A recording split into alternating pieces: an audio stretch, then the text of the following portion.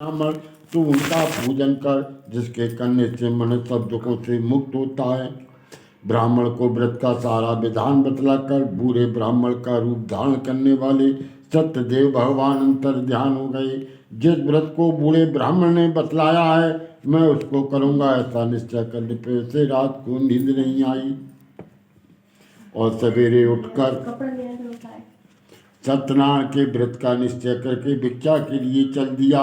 उसे भिक्षा में उसे बहुत सा धन मिला, जिससे बंधु बांधवों के साथ सत्यदेव का व्रत किया, जिसके करने पर वह ब्राह्मण सब दुखों से छूटकर अनेक संपत्तियों से युक्त हुआ। उस समय से वह ब्राह्मण हर मास व्रत करने लगा। सत्यनारायण भगवान के व्रत को जो भी करेगा वह मनुष्य सब दुखों से छूट जाएगा। इस तरह नारद जी से नारायण का कहा हुआ ये व्रत मैंने तुमसे कहा, हे विप्र, अब और मैं क्या कहूँ। तब ऋषि कहने लगे, हे मुनीश्वर, संसार में इस ब्राह्मण से सुनकर फिर किसने इस व्रत को किया है, वह भी हम सब सुनना चाहते हैं। इसके लिए भी हमारे मन में बड़ी श्रद्धा है। तब सूत जी कहने लगे, हे ऋषियों, जिस ब्राह्मण ने जिसने इस व्रत को किया है सब ध्यान से सुनो। एक समय वही ब्राह्मण धन व ऐश्वर्य के अनुसार बंधु बांधवों के साथ व्रत करने को तैयार हुआ। उसी समय एक लकड़ी बेचने वाला बूढ़ा आदमी आया। बाल लकड़ियों को रखकर ब्राह्मण के मकान गया। प्यास से दुखी लकड़हारा उनको व्रत करते देखकर ब्राह्मण को नमस्कार करके कहने लगा, ये आप क्या कर रहे हैं, इसके करने से क्या फल मिलता है, कृपा करके मुझसे कहें।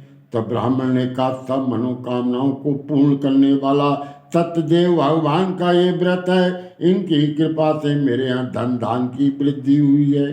ब्राह्मण से इस व्रत के बारे में जानकर लकड़हारा बहुत प्रसन्न हुआ। भगवान का चरणामृत ले प्रसाद खाने के बाद अपने घर को गया।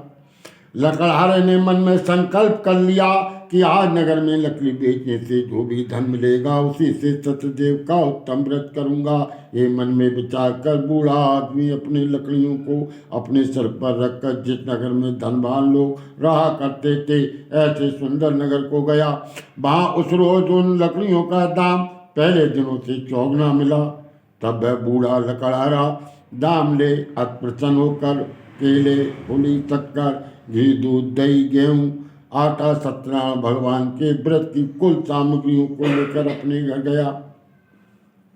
पर उसने अपने भाइयों को बुलाकर बड़े विधि के साथ भगवान जी का पूजन किया और व्रत किया। उस व्रत के प्रभाव से वह बूढ़ा लकड़ा धन पुत्र आदि से युक्त हुआ और संसार के समस्त सुख भोग कर वैकुंठ धाम को गया। बोलो श्री सत्यदेव भगवान की जय। साधुपुर के श्रीमन नारायण नारायण।